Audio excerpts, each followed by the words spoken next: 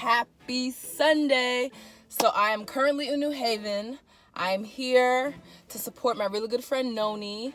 Today is the Bohemian Festival for her organization called CT Blogger Collective. So last night I was in New York for the day visiting my good friend Ose, and then this morning I drove from New York to New Haven, which worked out because I have to pass New Haven to get home anyway.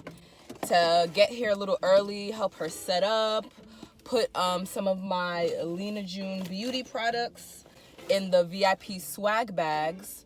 But let me try to get some good light. But so yeah, so I just made, so then it helped her like set up and other stuff. So I just made this flower crown for my hair. Currently 95 degrees. I'm just turning the car off so you guys can hear me, but I'm gonna make this quick. 95 degrees. Initially, I thought I could wing it out and do my makeup in the car, but it's just too hot. And so now I'm gonna go into the bathroom and do my makeup. I'm already dressed, and then put on my gladiator sandals for this boho theme, and my sunglasses and my contacts. Yeah, I'm really excited because this is my first panel. Oh yes, and sunscreen. Shout out to Dermalogica. That's what I'm currently using. Where is my contacts? So yeah, this is my first time speaking on a panel. Oh, here it is. And I'm really excited, and it's funny because speaking on a panel was one of my 19 things to do in 2019, and you know, it's happening. So thank you, Noni, for the opportunity. And so let me get out of this hot car. I'm gonna go with these shades today for my look. Oh yes, giving me to get ready. The crime is currently 1:09 and the panel starts at 2:30, so I have an hour to get ready. Let me get out of this hot car and get my makeup done. So hey guys, so I just put my contacts in. And it's literally so hot. Yesterday I was at a day party, and literally my foundation started dripping from my forehead. And it also reminded me of my surprise party where, like, literally because I was sweating, I wiped off all the makeup off my forehead. So I think the smart thing to do today is just fill in my brows, put primer, fill in my brows, and maybe just a little concealer under my eyes, and then just powder. I already have sunscreen on because it's so hot. I don't even think, and pictures will always be taken. Like, I don't want to have like miscolored matched skin in photos. So yeah. One lash on, one more to go. All right guys, here is my final look. Got the lashes on, and I'm ready. Yeah, there's no way I could have done my makeup in the car. It is too freaking hot, but I'm excited. I'm about to go on stage for the Bohemian Festival self-care panel. I'm grateful, I'm excited, and let me know what you guys think.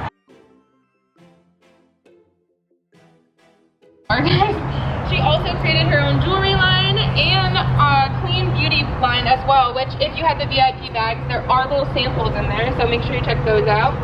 She also co-founded Fashion Beauty Business, which is a lifestyle brand for creatives to build a sense of community, because we love that, right? That's why we're all here. Then, last but definitely not least, we have Mariah Mandial, who is the go-to health and wellness chick in Connecticut, if you ask me. She is a holistic health coach and wellness blogger.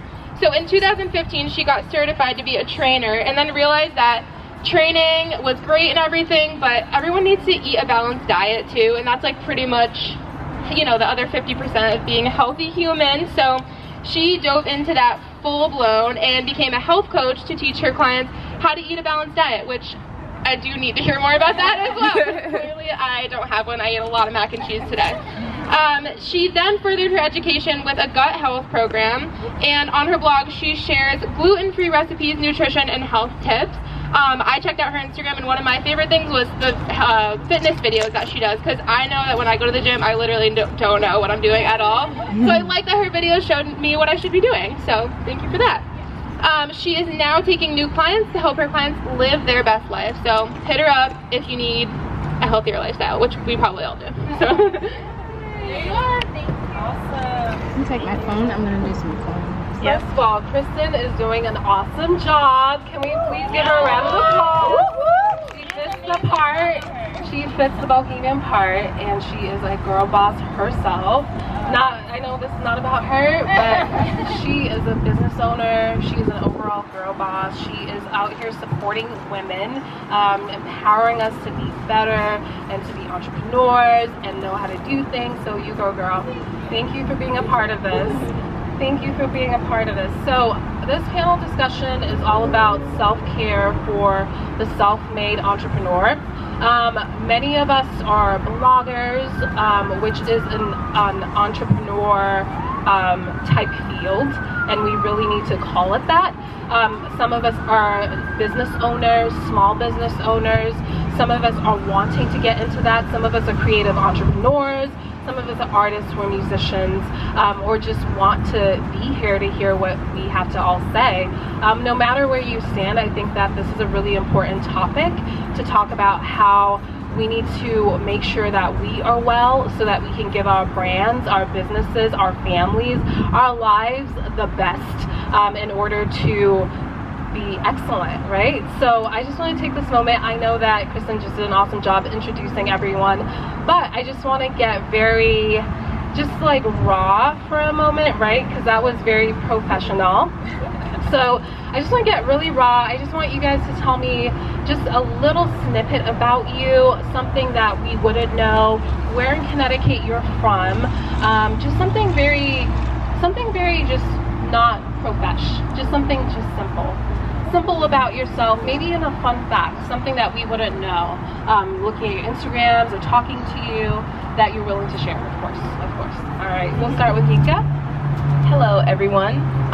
So I am from the Hartford area, currently live in Farmington, but grew up in Bloomfield, and spent a little time in my teenage years in Baltimore. So I guess a fun fact would be painting my nails is therapeutic for me. Like just the steady hands and all that, like I find that very stress relieving and therapeutic. Yeah. The whole blogging and everything really started when I was in high school, my sophomore year in high school. I was already thinking prom, blah blah blah, and I was looking at prom dresses. And in my family, we're very entrepreneurial. My mom owned a hair salon, and then we moved to Baltimore. She had a restaurant, and my dad, so rest in peace, in Connecticut, owned his own business as well. And he was very keen on entrepreneurship. So I was like, hey dad, I want to get this prom dress. And he was like, well, I'm not paying for it. Your mom's not paying for it. You need to figure out a way to make your own money. It was like a $300 prom dress. So I get it, right? So one summer I go to visit him. That summer, fall, I'd be a junior. He's like, hey, I met this lady at a laundromat who makes jewelry and knits. I signed you up for a class. I do the class, and I'm like, hey dad, I think I like the beads and stuff. So then he, we go to Joann Fabric, buy all these beads, and my dad would travel to Nigeria a lot for work. So he'd bring me back all these unique gemstones. So here I was, beading my little beads and bracelets and earrings, and he's like, sell it at church, sell it at school, and I did that, created my little website. And I actually was able to buy my prom dress, but just that passion and that excitement of seeing people, that went through college. And then when I graduated from college, I wanted to rebranded my jewelry line to more fine jewelry. I launched my website, got no traffic.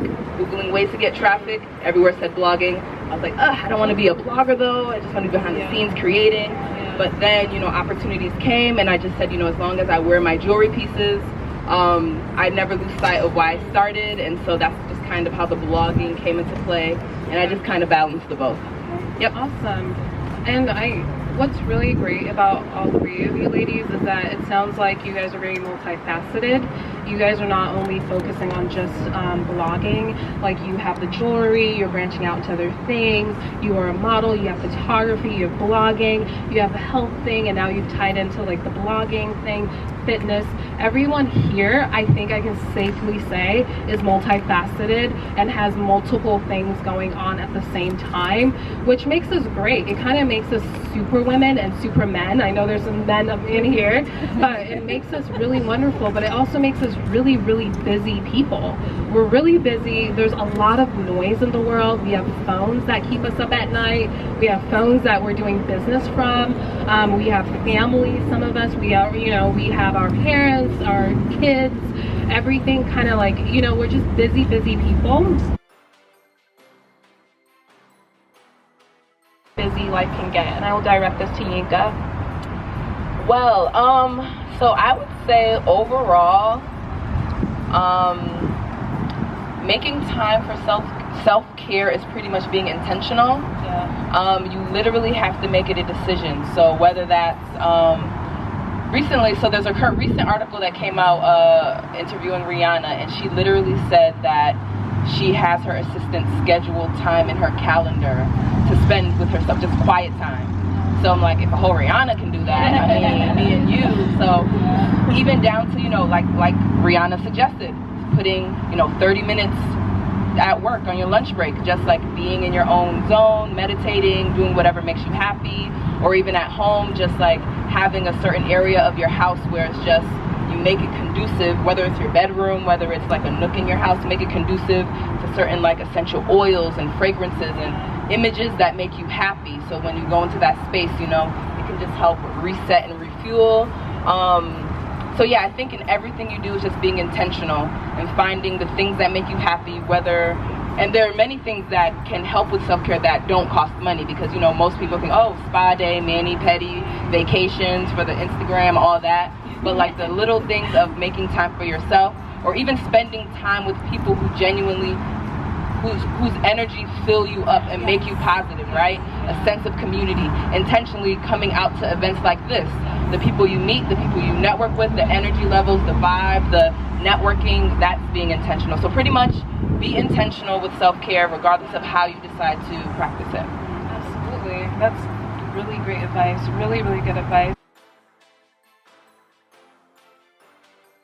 Boundaries with friends, boundaries with family, boundaries with their spouse, boundaries with their boyfriend, siblings, boundaries. That is also a form of self-care, to the point where, like for me personally, I have do not disturb on my phone until 9:30 a.m. and normally I wake up at like 7.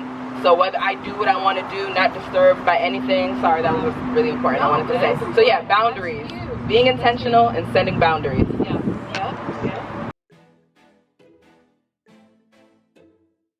You are, and what advice would you have for others who want to set off in a similar direction? For me, I feel like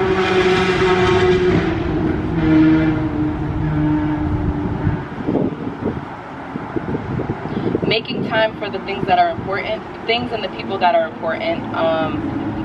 The people especially, because I feel like when I think back, there are many storms that I experienced in life that I could have easily given up, or listened to certain voices in my head that were encouraging me to do different things. But the people I had around me during those different phases helped me realize that, wow, I can make it through. There is light at the end of the tunnel. This is the lesson I was supposed to learn. It didn't kill me, so it made me stronger. And for others because I feel like despite, the amazing bios, the beautiful curated Instagrams, we're all figuring it out, right? Trying to put our best foot forward, trying to, to piggyback on what she said, following the passions when we do things. Okay, I love how this makes me feel, whether I was doing it for free or being paid for it. I wake up with ideas and I want to keep pushing. So, I just feel like as you embark on your journey, don't be afraid to change your mind. If you realize something is not work out, pivot. They say, you make a plan, but it's all about, pivoting in different directions, keeping the right people around you to keep you going and pushing. And as you're on the journey, the people around you, just take note of energy, take note of when you really need people around you, those who actually do show up. and just keep moving forward and never give up. Just never give up, because I feel like every storm in life, every disappointment, every failure, and with failure, there's nothing wrong with a failure, because if you're gonna fail, you might as well fail fast. Pick yourself up, take your notes of what you're supposed to learn from that, and then keep moving. So, you know, it's where I feel like we're in a day and age where, you know, technology, all these apps, websites, there's so much opportunity, and there's really no excuse for, you know, trying to figure things out and keeping positive energy around you. Yeah, no, absolutely. I agree with everything everyone's saying. I think that I also get asked a lot what has helped me, you know, get where I'm at, and I think that my family, number one, is extremely supportive of all my crazy ideas, and I think that you have to find people around you who just support your nonsense. I want to learn from people. Right. Follower numbers don't matter. Right. Because that doesn't equate to money that's coming into your bank from business. Right. So show up, even on the days when you really don't want to. That's when you really need to just push yourself. Show up. You do not have to be the best, because most of the successful people in the world, they show up and they're consistent. Right. So that's all that matters. Consistency. Right.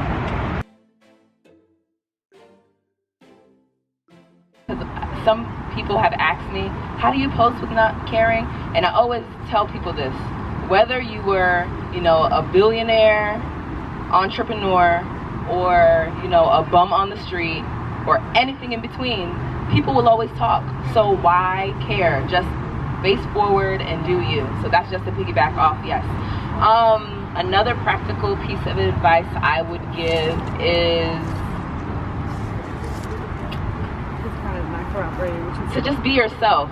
I'm learning, believe it or not, that it's those quirky, random things that I share on social that make me, right? But that, you know, you might, so for me, like, sometimes in my head I might have, okay, I'm supposed to look this way, I'm supposed to say this, or my caption should sound more edgy like this. But then I have a very special lady in bright pink who reminds me that, hey, you know, be your silly self, like, you know, make those random captions, you know, share things that are unique to you and your experience. So my piece of advice would just be share things that are unique to you and your experience, from your culture, from your hobbies, from your thoughts, or just random things, because you'll just be surprised what the right eye sees it and a campaign will come. Right. I'm the queen of sharing whatever. It's not only as a blogger, influencer, but also in real life.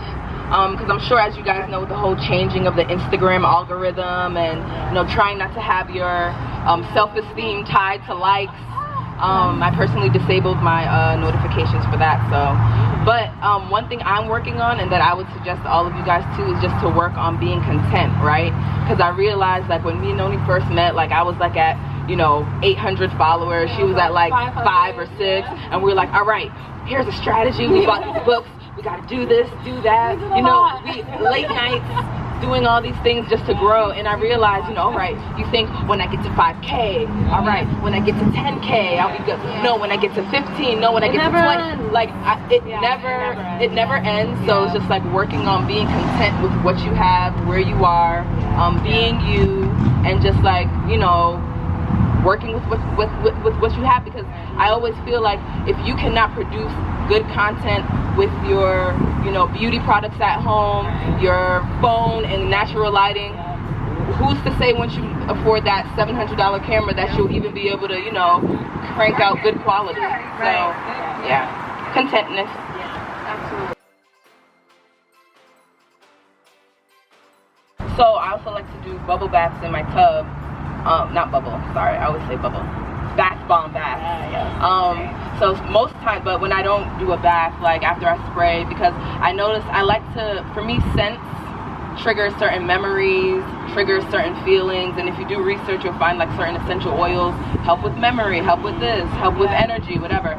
So then literally I will dim my light, turn off my main lights, put on my nightstand, just literally lay on my bed and play a playlist of like either raindrops, like the rain falling, or like the ocean, and I'll just lay there and just be in my thoughts. So